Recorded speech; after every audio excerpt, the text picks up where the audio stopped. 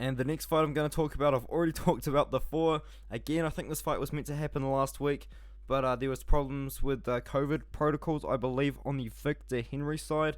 So now it has been moved to this card on the UFC 270. I can only assume it's probably going to be on the prelims of the card.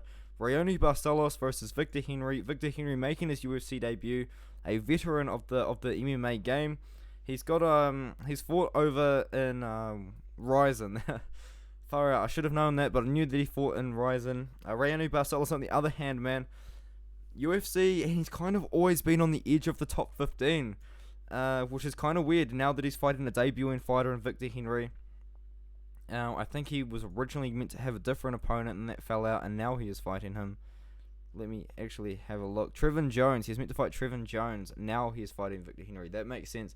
He's coming off a majority loss to Tamir Valiev. Arguments to be made either way on that one, to be honest. And he beat Kili Taha by decision. He beat Said Nurmagomedov by decision. Carlos Huachin by submission, by decision. Sorry, like ground and pound actually. And Chris Gutierrez by submission. So yeah, he's kind of on the edge of that top 15 and has been for a while. He hasn't really fought too much recently. His last fight was 6 months ago, so he's coming back. But apart from that, man, not really too much activity on the Barcelos side. On the other hand, Victor Henry fought only a couple of months ago, beat Albert Morales, who was 10-7 at the time. He lost to Denis Lavrentiev over at MFP, who was 9-2. And apart from this, he's got a couple of decent wins over in Ryzen. So Victor Henry has been in there with some pretty good guys.